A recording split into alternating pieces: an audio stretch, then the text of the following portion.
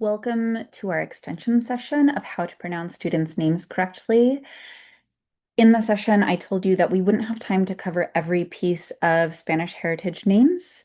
And today I'm going to finish giving you that information so that you have it and you can practice it and be prepared for your students. Just some reminders to help you throughout the practice is that unless it really comes easy for you, it can be helpful to read the name by syllable. And so I've done that on each slide. You'll see the name twice, once just a normal print, and beneath that it'll be color-coded by syllable.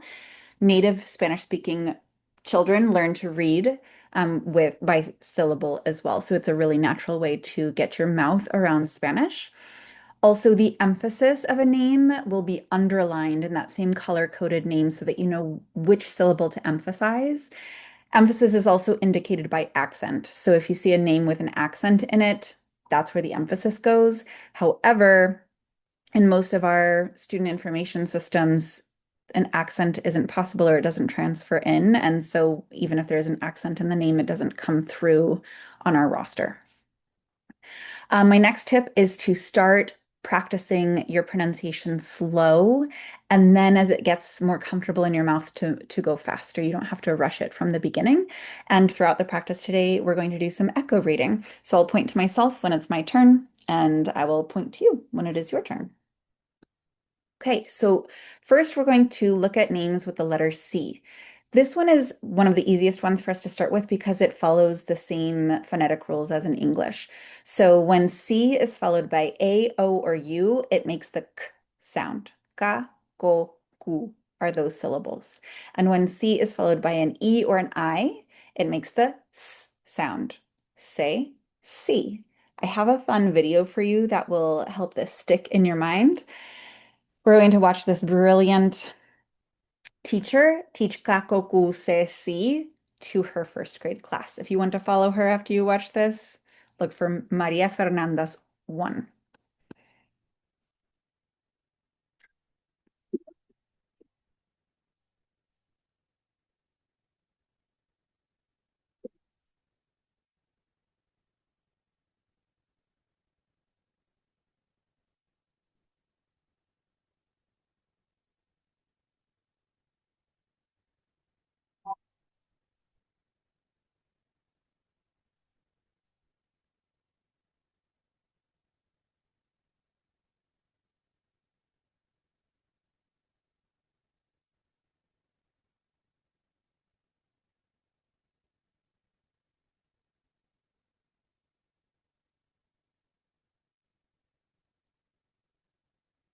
So I hope you enjoyed that. I wish I had that much style when I was a Spanish immersion first grade teacher.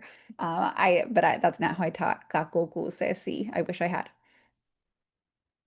Okay, so we're going to practice here with, we're not going to practice names with kakoku. We're only going to practice on this kind of, it's not an irregularity, but it's an exception to the k sound that we're used to. So this one is celeste,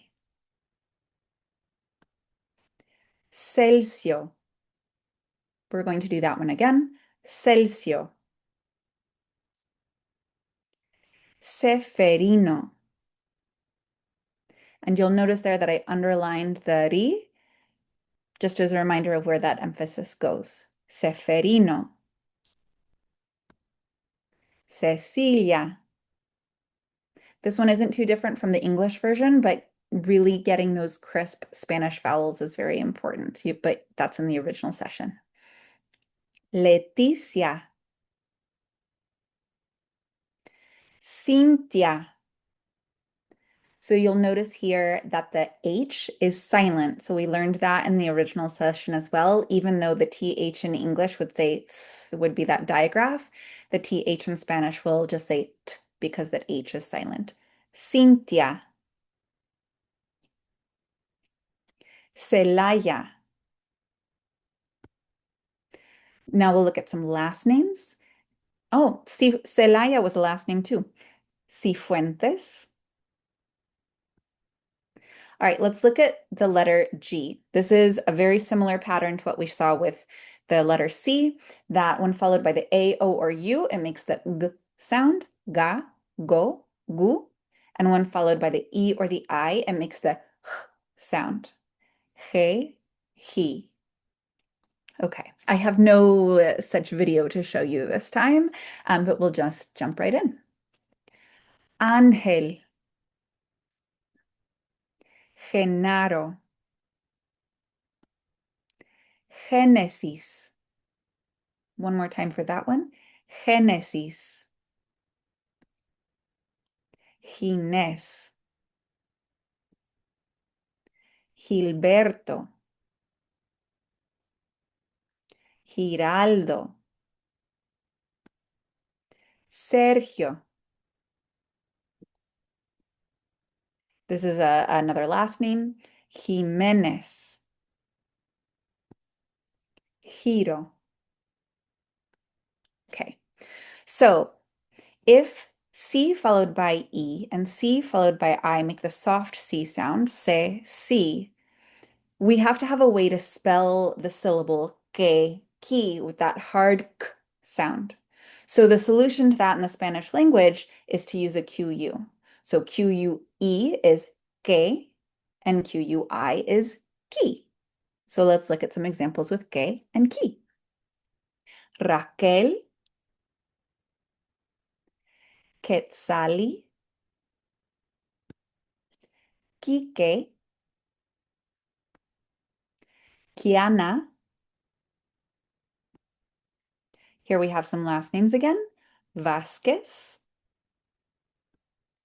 Velázquez. And these last two, you'll notice that that Z is at the end, and we learned in the original session about how the Z is going to sound like an S.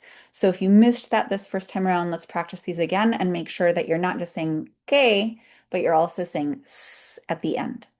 Vasquez, Velázquez, Quiros. Okay, so similarly, if GE is pronounced he with the soft h sound, and GE is pronounced GI is pronounced he with the h sound, then again we have to have a way to spell the ge and gi syllables. And so that is G, U. I'm getting my English and Spanish vowels mixed up. GUE, ge, and GUI, gi. So the U there is silent. So GUE, ge, GUI, gi. Miguela, Jose Miguel. And I have a note here. There's a reason I put Jose Miguel on the screen and not just Miguel. Many times there are double first names in Spanish culture. And it's really important that we don't just assume that a student's name is just the first part of that. So I had a student named Jose Miguel. His parents wanted him to be called Jose Miguel, but at his school, a lot of his teachers just called him Jose. Jose Miguel. Here we have some last names. Guerra, Guerrero, Guillermo, Aguilar, and I said that super fast, so I'm going to say that again. Aguilar, Aguirre. Now we're going to look at the X. So similarly to when we looked at the J in the original session, and I advised you check with the parent and the student how to pronounce their name with the J, because even though in the language and in written words, the J always sounds like an closest to an English H. In names, it can make three possible sounds. And the same is true of X, and it's actually true in all words, not just in names. For X, it can sound like it can sound like an English X, and it can sound like an S. I put when in the middle, but this is true in any position of the word. So here we have some names. This one would be Jimena. And you heard it with the h sound. Jimena. This could be Javier. That's probably the most common pronunciation, but I also had a student from Cuba named Xavier, so it could go either way. Citlali, Xenia. Again, in a last name, Jimenez. And so we've now seen between the original session and today's extension session, Jimenez can be spelled with a J at the beginning, a G at the beginning, or an X, and it still sounds like the same thing, Jimenez, with the H at the beginning and the S at the end. So we're going to look at indigenous names, and we're going to start by looking at the X still, because a lot of indigenous languages or naming traditions have the X in it. And I cannot pretend to be an expert on indigenous names, much less all of them. But I can tell you that in Nahuatl and Mayan languages, the X will sound like a sh in names, and possibly other indigenous traditions as well. So this one would be Shiye, Shuan, Xcaret. That one again, we'll do it again. Xcaret.